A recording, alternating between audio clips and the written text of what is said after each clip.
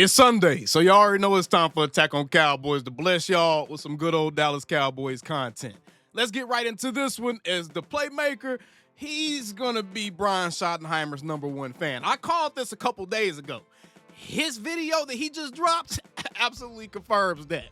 Also, we have a former quarterback of the Pittsburgh Steelers clearing the air about newly acquired wide receiver George Pickens. Let's get right into it, and be sure to subscribe for more Dallas Cowboys content on the regular. It's the offseason, y'all. I'm trying.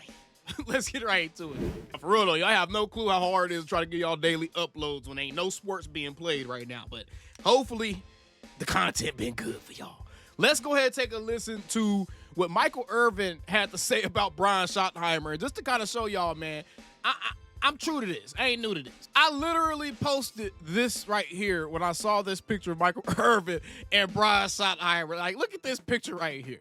The first thing I said when I saw this picture was like, hey, man, I can tell from this pic, Irvin gonna be the biggest Shotty fan ever on TV from now on. And we about to take a listen to what Michael Irvin had to say about Brian Schottenheimer together. I ain't listened to it yet. This is my first time actually hearing it. I want to save it for this video because I already knew what time it was. Let's get into it, man. And I got my Tyler boys right there. You know, what's up, Mick? What's up? The Tyler boys got, hey, that line looking like they're looking. I'm telling y'all, I walked out of there real excited. Yeah, that's what I want to hear. That line looking the way they looking. That's my playmaker. Keep it coming. About this season. And I'm going to tell you, a lot of people going to be sleeping like I don't know what. You going to sleep, and then we going to creep. You gon' sleep and we gon' creep. Hold on, playmaker. I done came down, tiptoeing in my zone, and we creeping. Let's get it, bro. Right? Everybody talking about Washington. Everybody talking about Philadelphia. And then the Cowboys got the hardest schedule we ever seen. Oh, my God. Oh, my God. No. What y'all are trying to do when you're saying all of that is create doubt. Is fear and anxiety. Yeah, they trying to create doubt, fear, anxiety, a feeling of hopelessness amongst Cowboys fans. That's why I tell y'all, man, quit falling into that.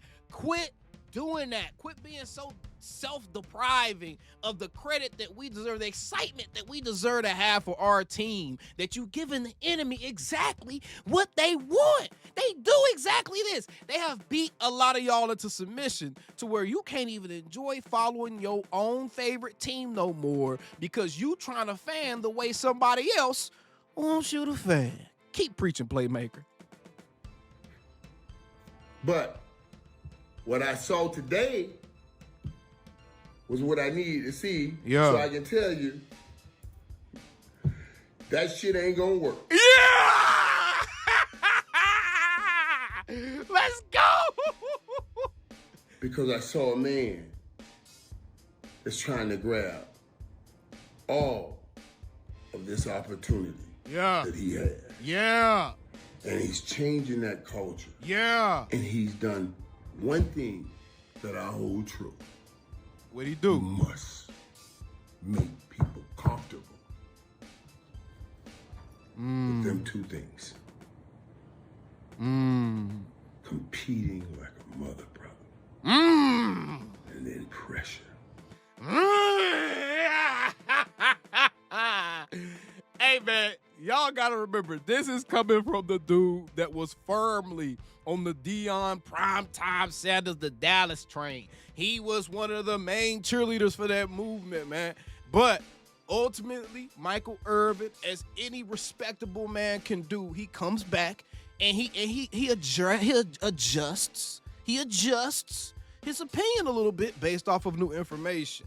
He had a chance to actually meet Brian Schottenheimer. He received new information. He realized this dude know what the hell he doing. And I can tell you right now, man, just off of listening to Brian Schottenheimer talk football, he know what the hell he doing. Off of listening to Brian Schottenheimer talk about interpersonal relationships, he know what the hell he doing.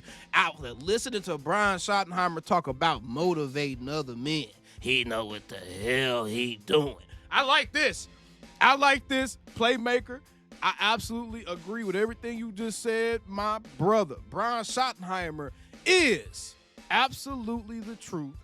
And the fact that Michael Irvin was able to come on here and talk about how he's seeing the culture actually be changed. Remember, Irv ain't one of them Dallas Cowboys that don't ever go back to the build. He ain't around the team. He ain't keeping track of what's going on. Man, Irv is around the Cowboys all the time. He always going to visit them. He's one of the most frequent older former players to go visit the Cowboys, interact with these dudes. Every single season, whether we think it's going to be a good season or not, we see Irv going and showing some love to the current guys. For him to say he went in that building and he felt something different, he saw something different, that right there says a whole hell of a lot to me, and that is enough to get me even more excited to see how this training camp period is going to go. Now, Irv was talking about Schotty here, but let's get into Russell Wilson defending George Pickens. One of your favorite targets last year, George Pickens, got traded to your new division rival, Dallas Cowboys. What was it like playing with him, and what's it going to be like? What did you think of that trade to Dallas? Man, I love George, man. Just his ability to catch the football is, one of a kind, man. Yeah. Like this dude can, anything in his vicinity, he's going to catch it. He's misunderstood outside. I think he's a guy that's, he wants to be great. I think also, too, when it comes to George, I think the big part of him is, I think his ability where he can take it from not just being great, but to being the world's best. I think he has that in him, and so. Because he's just a soul whose intentions are good. Oh, Lord, please don't let George be misunderstood. George Pickens, the misunderstood enigma. Russell Wilson coming out and saying that about George Pickens, it's kind of expected. Let's be real. Russell Wilson's a politician. He's not going to come out and say anything derogatory about guys that he's played with. That's just not how Russell Wilson rolls. But the fact that he said he feels like George Pickens genuinely has the ability and the skill and the mentality to potentially be one of the top receivers in the league, one of the best receivers, one of the elite of the elite. If he can unlock that out here in Dallas, then y'all gonna have to get mad at me, because it's gonna be AOC pushing the Cowboys to the at least NFC Championship. I'm telling y'all. Everybody is absolutely sleeping on what this Dallas Cowboys team could potentially end up being this upcoming season if everyone stays healthy. I think that at this point, Cowboys fans are about to go on a ride. Again, everyone stays healthy. We're about to go on a hell of a ride. The offense is going to be one of the most interesting offenses we've watched in probably decades. Like, let's be real. We had Jason Garrett before Mike McCarthy. I don't think people even understand that.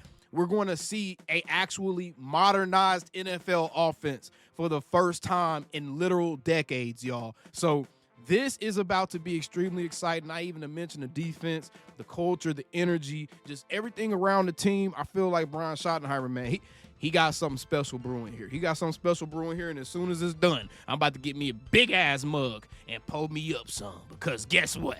It's a real Wyatt party. You cannot get in Pickens off that drink and Dak off that hand. Let's get it, man. How about them Cowboys? Woo! Calling me, texting me, paging me, asking me, am I still the ball?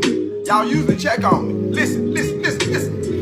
I'm still them boys. Hey! Woo! Hey! I'm still them boys.